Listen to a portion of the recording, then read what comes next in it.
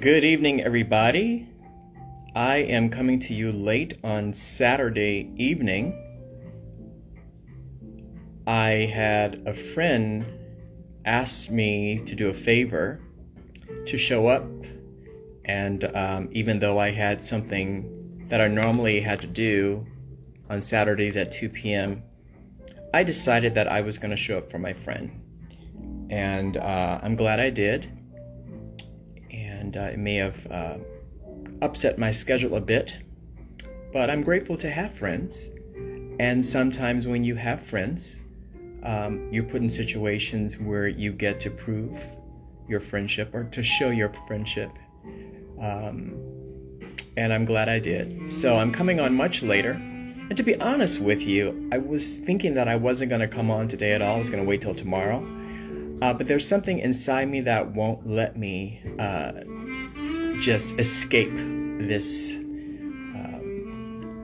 responsibility that I've put on myself to come to you every Saturday and to chat with you about things that are on my heart or things that I've been thinking about that I feel might be valuable to you. Today I'm going to chat a little bit about polarity and contrast, but first we're going to start off with a numerology digit of the day, which is the number 9. 9 is the digit that marks the end of a cycle. It is a mystical, miraculous, magical number. Everything is possible with the number 9. So a day that is characterized by the number 9 is going to be a day just like that. It's going to be a day within which all things are possible.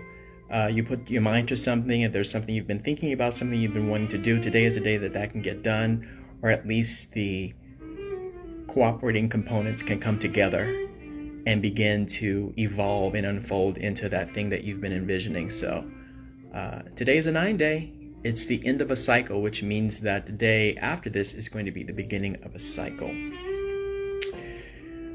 I want to talk about triggers also, and I'm going to be really transparent with you. When my friend asked me yesterday to come and do him this favor or to be there for him, the tone in which he expressed it to me, I felt myself getting triggered.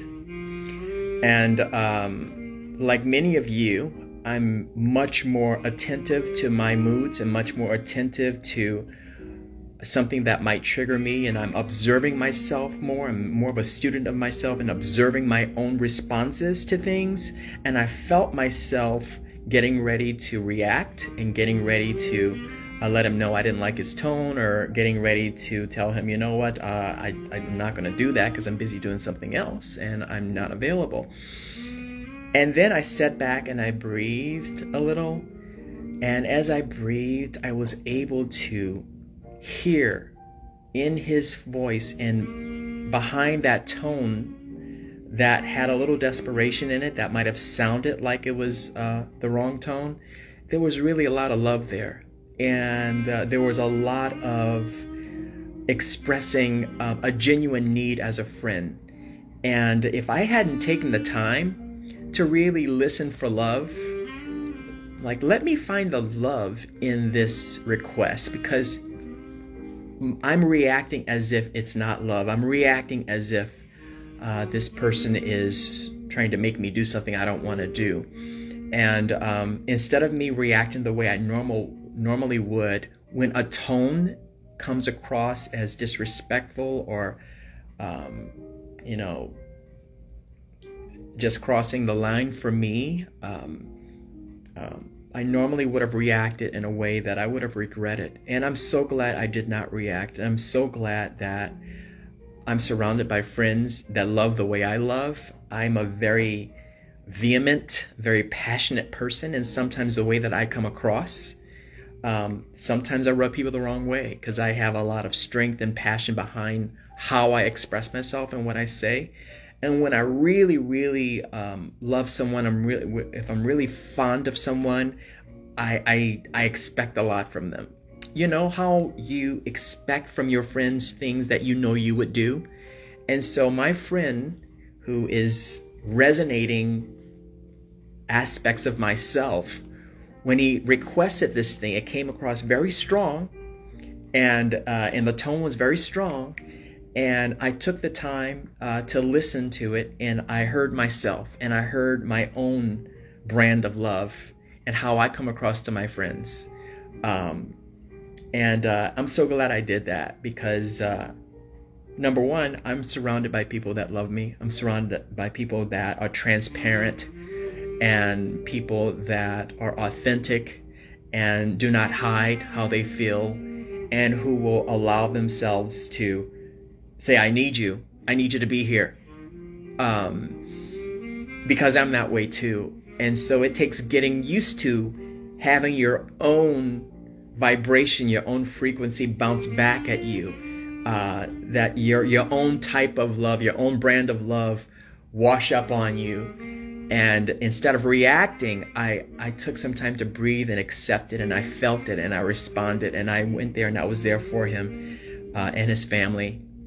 And I'm glad I did. It means I'm late for my Saturday live with my group, but friendship is important. So don't take your friends for granted. Don't take your friendships for granted.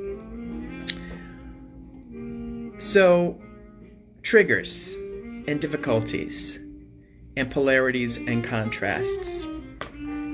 During this time, right now, I know that a lot of people are encountering some difficulties. You are being reminded of some of your own qualities that you may want to adjust, that you may want to change or accept, right? But right now, I want you to remember that when you encounter contrast, when you encounter difficulty, it is always an opportunity for you to expand. It is always an opportunity for you to adjust and grow.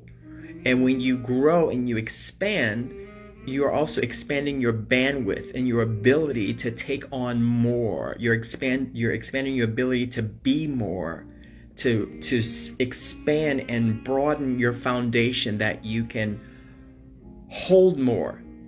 And as a result of that, you can do more, not only for yourself, but for others.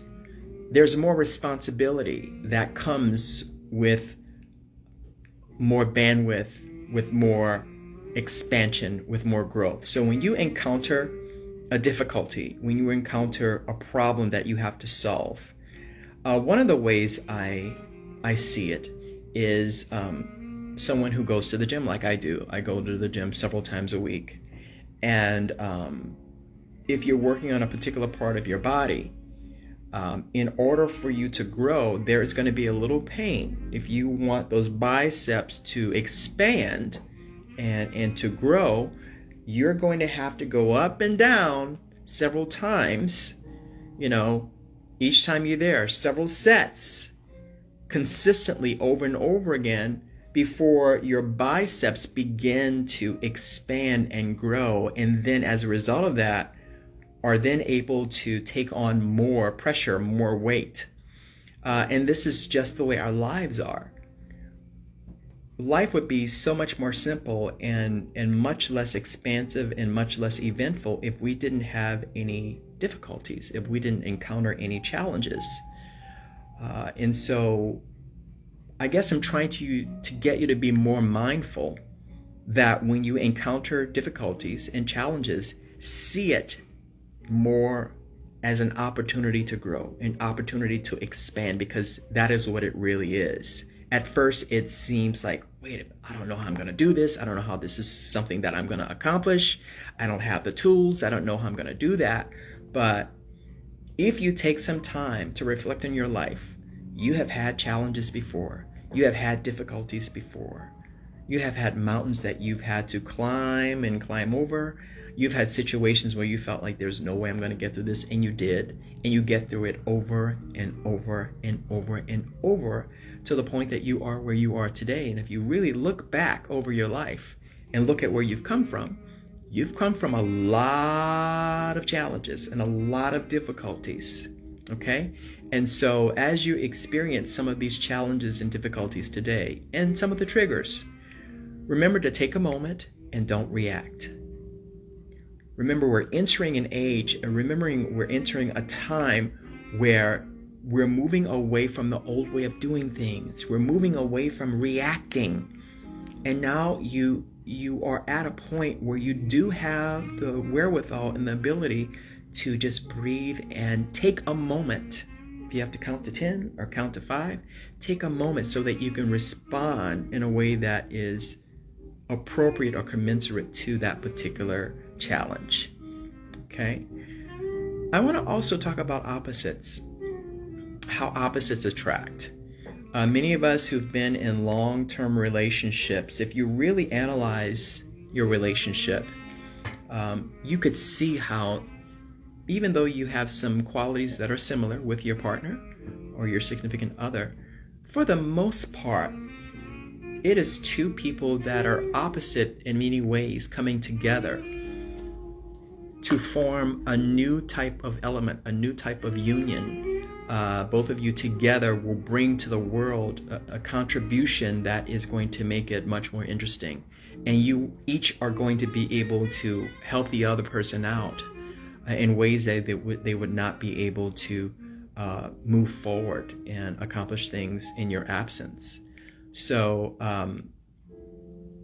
one example I'm going to give you is very, very simple and elementary. When you think of something like water, you think of it as something that is very primordial, very preternatural, something that was here, from the beginning of time. And this is true. However, we know that water is made up of 2 hydrogen atoms and 1 oxygen atom. And before those 2 hydrogen atoms and that oxygen atom came together, water was just an idea. It was just an idea of, kind of like floating around until those 2 hydrogen atoms and that oxygen atom found each other. And when they found each other, just out of the blue, just out of the darkness, just out of nowhere, appeared water. And oftentimes that is how new ideas, new products, new ways of doing things, those things just seem to come out of the blue, come out of left field when all of the parts that the cooperating components, when they come together in combinations that have never come together before, something appears. So if you're a spiritual person, or if you're trying to be a spiritual person, you realize that everything that you see, everything in the visible spectrum, everything that has been created, everything that can be experienced, comes from things that you cannot see, comes from a place that is unseen. So what you see comes from the unseen. And that goes to my point that everything that can be created, everything that we do see, is existing in the quantum field as a possibility, as a probability, until the necessary components, until the cooperating components find each other. So that's why it's also really important for you to, when you have ideas that you've been thinking about, new ways of thinking, new ways of doing things, it's important for you to share those. It's like I'm doing right now. I'm just talking off the cuff. I'm just sharing ideas that come to me.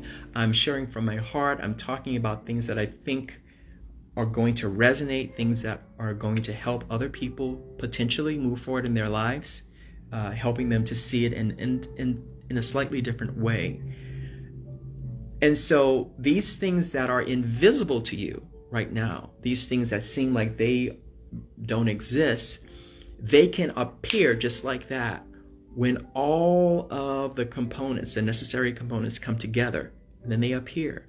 So you can't really see hydrogen Okay, you look around, there's hydrogen here. There's hydrogen out there. You can't see oxygen either, right? But it's all over the place. But when hydrogen and oxygen find each other, bam, there is water. And that's something you can see, that's something you can taste, you can feel. And depending on how the air is blowing, you can even smell it, right? So keep in mind, your ideas, your thoughts are very, very valuable and very important. They can change the world. They can change the universe. They can change how we experience life. They can change how we think. So continue to envision new ways of doing things, envision new ways of living, and eventually all the cooperating components that need to come together to bring your idea, bring your thoughts to fruition, to cause them to manifest out of thin air, as it were. That can happen, but in order for it to happen, you have to share it, you have to get it out so that it can mix with the right thoughts, mix with the other people that are also sharing, so those ideas can come to fruition and be manifest. When it comes to opposites, okay, oftentimes we can be frustrated when we're dealing with opposites, when we're dealing with contrast. But like pistons that go up and down and up and down and up and down, creating friction that actually power a machine, propel a machine forward, like an internal combustion engine that has all of this friction inside of it, these explosions going off over and over and over again, that actually use this energy to propel something that have allowed us to have cars and other things, planes, that are able to have propulsion of a magnitude that can really take us from one end of the earth to the other.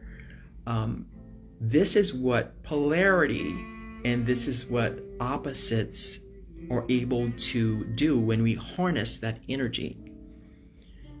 Polarity is something that is necessary for life. Polarity, or opposites, or contrast, is necessary for growth and expansion. Something as simple as fire.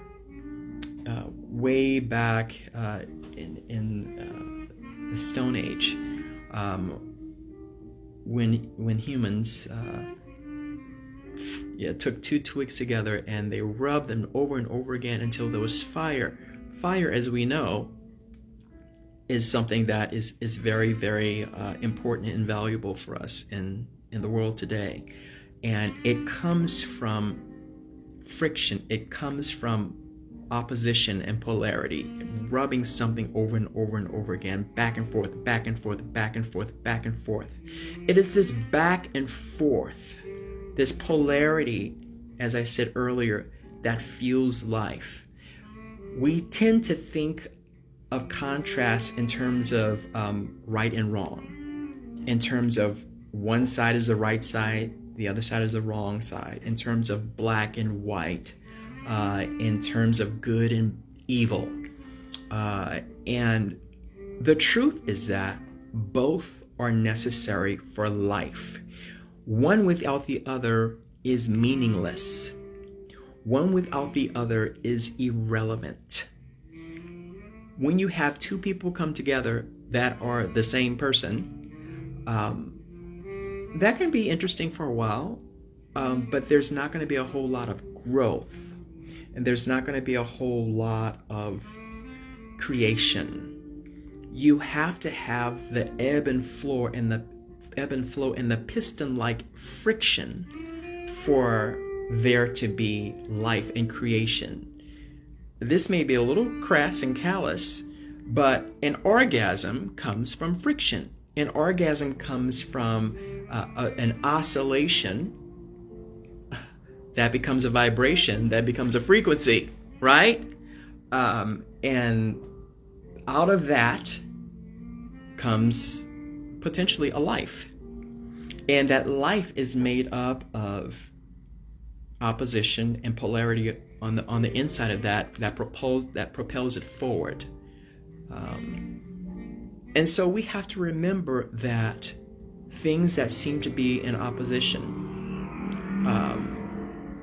when we feel like we're leaning to one side, at the sacrifice of the other point of view, we are really missing out on the bigger picture of life and the bigger picture of what is actually the engine behind creation. Very, very, very important point to understand that frequency is a wave. It's an up and down wave. It's the story of your life. It's the roller coaster of your life, the ups and downs. You can reflect on your life and you can think of, wow, that was a really great time in my life. I was really on top of the world. I was making, $250,000 a year, and then this thing happened. And that sucked. But if you reflect on that thing that sucked, you will, if you take the time to analyze it, realize that there are some necessary tools and some necessary insights that you amassed and you derived from that trough that allowed you to build back up and move to another high. Come out of that valley, go to another high, and experience that high until it was time for you as a natural creation to experience the other side. We're all going along the valley and the height as we go through life. And as we do that, we are learning and we're growing. And each time we go up, we are getting more and more wise, and we're getting more and more insightful. And just really important to understand polarity and understand how it fuels life and how it makes things go. And if you want a life of comfort, just comfort, where you're not growing and things are just easy all the time, it's like you're going in the spiral, seeing the same things, seeing the same people, having the same experiences, but not really growing.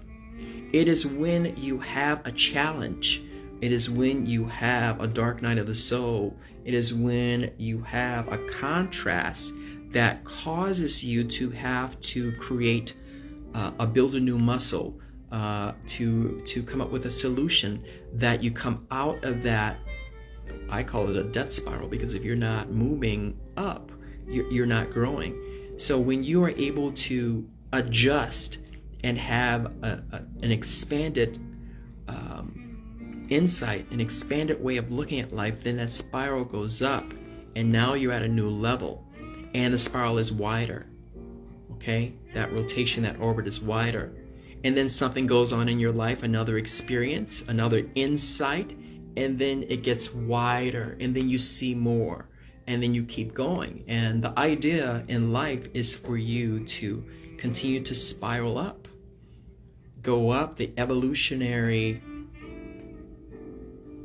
ladder, so that you are continually becoming wiser and wiser and wiser, and have more and more knowledge and information that you can apply, and you can solve problems. And as you grow, you're also getting stronger. Your bandwidth is growing, so you can accommodate more. Your foundation is stronger as a result of that bandwidth, and you're solving those problems and becoming more and more valuable, as an entity, as a soul, as a spirit, as a person. So don't be afraid of opposites. Don't be afraid of contrast, and understand that polarity is necessary for fueling life.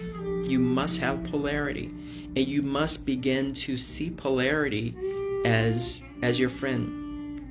You must get to the point where you're no longer afraid when you are encountering difficulty and you're encountering challenges.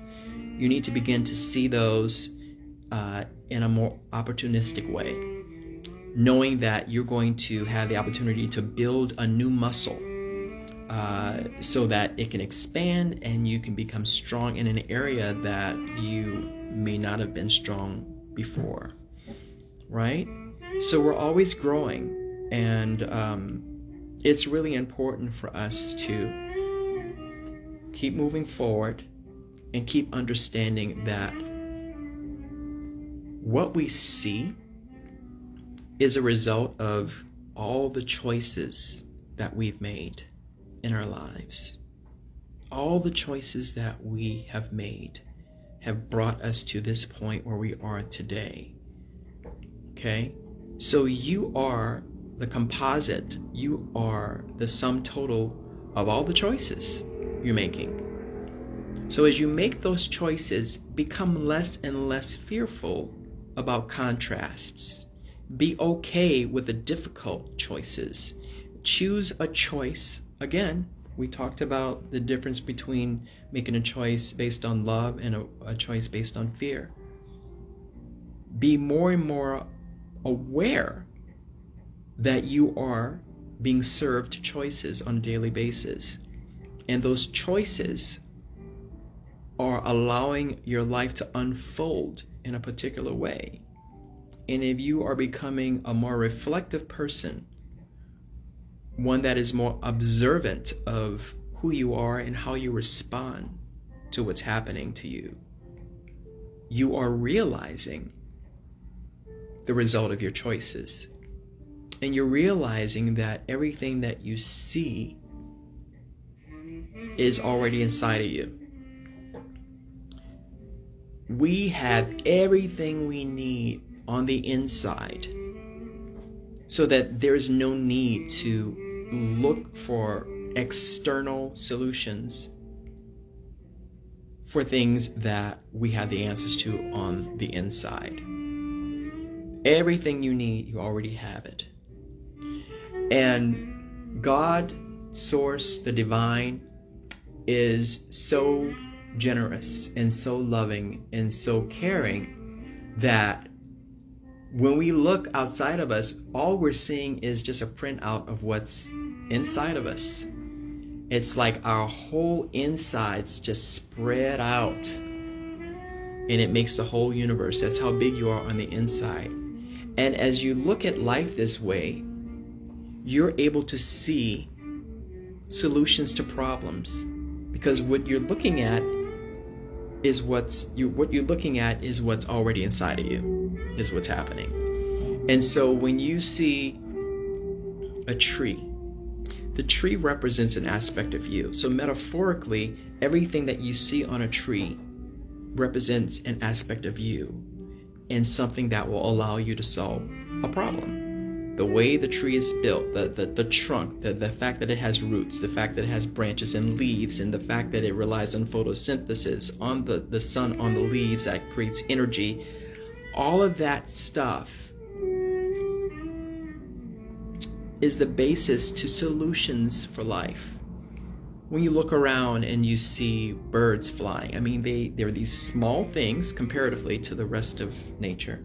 They're small things with these wings, and they can fly, and they have all, it seems like they have all of the sky for themselves. One can just be in the sky, and all of that freedom a bird has is also freedom that you have, because that bird represents an aspect of you, your spirit, something that you already possess. Think about that bird, and think about how that bird lives, and think about the freedom that they experience flying about.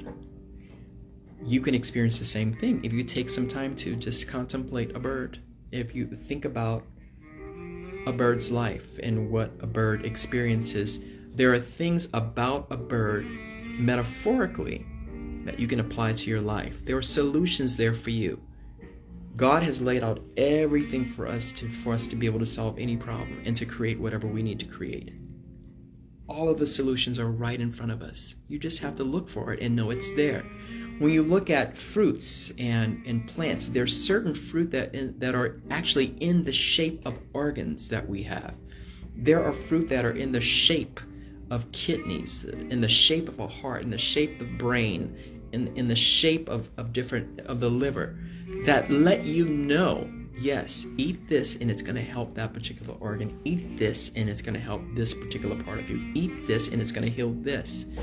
And before us, many, many hundreds of thousands of years before us, we were wise enough and insightful enough and sufficiently connected to nature to have used nature to heal ourselves. But we've detached ourselves and we've gone so far away from nature and into technology that we have lost this wisdom that as humans we've had for millennia. And all the solutions are there. Like I said, you look around and you contemplate and you meditate, and the solutions are all there. But what you're looking at is based on what's already inside of you. And I know that's a lot. I know I said a lot, but so what? If I said it, you can pick it up. If you have to listen to this a couple of times, you'll get it. Maybe you'll just listen to it one time and get all of it. At any rate, I'm certainly not going to dumb things down because I think that there are certain people that are going to think this is too far out. I know that there are certain people for whom this is going to resonate, so I will share my thoughts because I know it's helping someone. So I'm not gonna really go much further. I guess I'll leave you with this. Polarity is necessary. Contrast is necessary. Since these are necessary things that can be difficult and frustrating at times, you must just accept that polarity and contrast, while they are difficult things to contend with, they fuel life. They expand your thinking, they expand your horizons, they expand you, and they fuel and propel you into more life and creation. Get into the habit of training yourself to look at both sides, to look at both points of view, to not be so binary, and to transcend sides, transcend good and evil, transcend black and white, transcend opposites, and understand that they work together as pistons, fueling humanity, fueling life, back and forth, back and forth, back and forth, back and forth, creating life, creating states of consciousness. Your heart, your heartbeat, that constant heartbeat that has been going at it since your inception, since you were in your mother's womb, your heart has not stopped beating, unless you've had a heart attack or unless you've had to be coded, right? But for the most part, your heart has been beating at a consistent frequency. It is your heart, along with other frequencies and oscillations, that move you into different states of consciousness. When you want to put a baby to sleep, it's time for that baby to sleep. You've fed the baby, and you have the baby either here. I remember I was a young dad, and I had each of my daughters at some point was on my shoulder, and there was a way that I would pat them, and then I would shake them as I was comforting them, and that constant movement entrained them to a new frequency along with their heart. Their heart was like the clutch, changing the gear. And I was entraining them to a new frequency that eventually put them into a new state of consciousness. They went to sleep. And recently, not too recently, I'd say I noticed this maybe 4 years ago. After meditating for several months, one night I was falling asleep. And because I had a heightened sense of awareness about my body and about myself because I had been meditating, I noticed there's a subtle new rhythm that my body was rocking to as I was moving to fall into sleep. I could feel there was like a wave that had a rhythm that was slightly different from my heartbeat, but I can tell that my heartbeat was working with other things to move me into a new state of consciousness, which is not new, but move me into another state of consciousness called sleep. So there is a sleep wave that there's a sleep wave pattern that comes over us when it's time for us to move into sleep. When it's time for us to move out of beta into alpha and theta and then delta, as we move into the wave that allows us to sleep. So your body, just like you, will shake your baby, move your baby at a constant rhythm to move them into sleep. Your body does that to you every night. So you begin to go into a sleep wave pattern, and eventually that lulls you into the sleep consciousness or unconsciousness. There are times that you may be in a different type of situation. Maybe you're in a meeting with 2 or 3 people, and you're talking about a subject that is maybe different from what you normally talk about, and then the composite of the wavelengths and frequencies of the people in the room together, that's going to take you into a different consciousness, a different state of awareness. You may notice that depending on, your company, certain people that you're around, you can move into different frames of consciousness, frames of awareness based on the natural frequency and rhythm of those different types of people and where they are. It's important to understand energy and important to understand rhythm and waves and frequency and how it works to move us into different states of consciousness. I'm also aware, and this may be a little, I don't know how you're going to take this. I'm going to turn the music down. But when someone is on their deathbed, when they are about to die, oftentimes there is a certain death wave.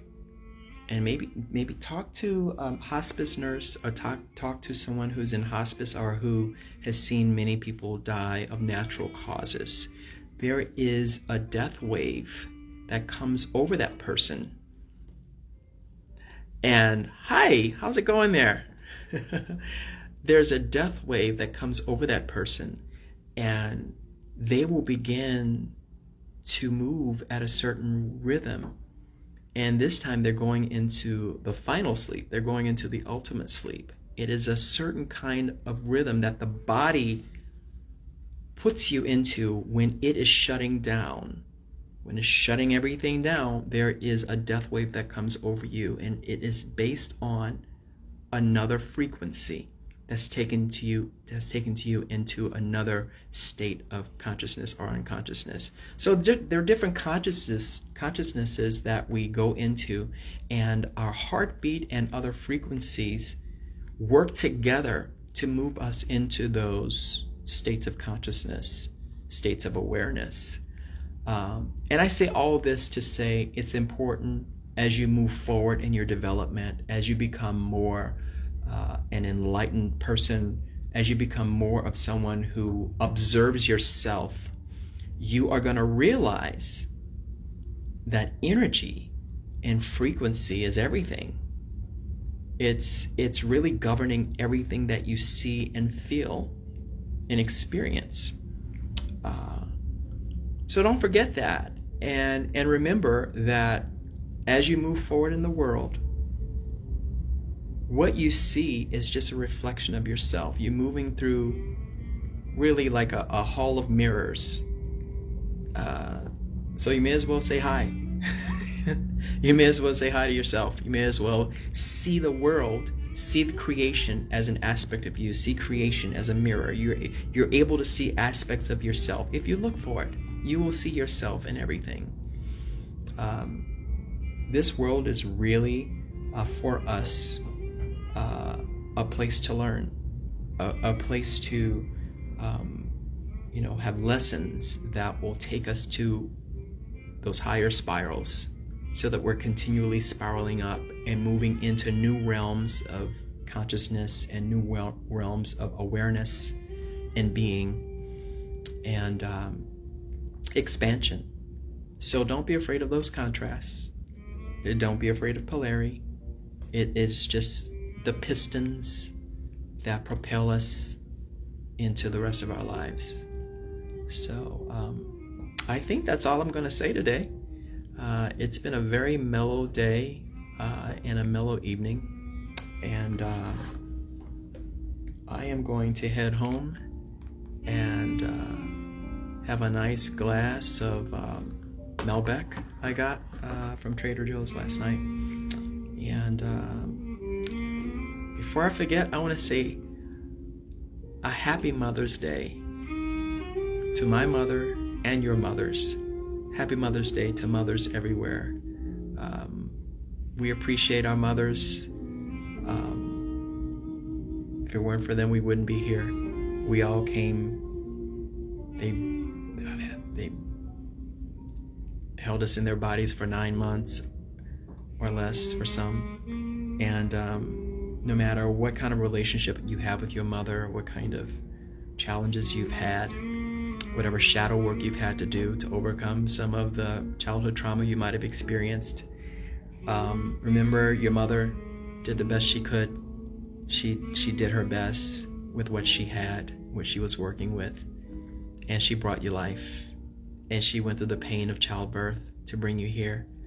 And so be thankful and be grateful for your mother. So with that, I'm signing off. Good night, everybody. It's always a pleasure to come before you and to share my heart. And my prayer is that you get something out of it, and that maybe it's not the first time you see this that you get something out of it, maybe not the second time, and maybe on the third review you find something valuable and something that will help you in your life. Thank you so much for being here, and I'll talk to you on next Saturday. Bye-bye.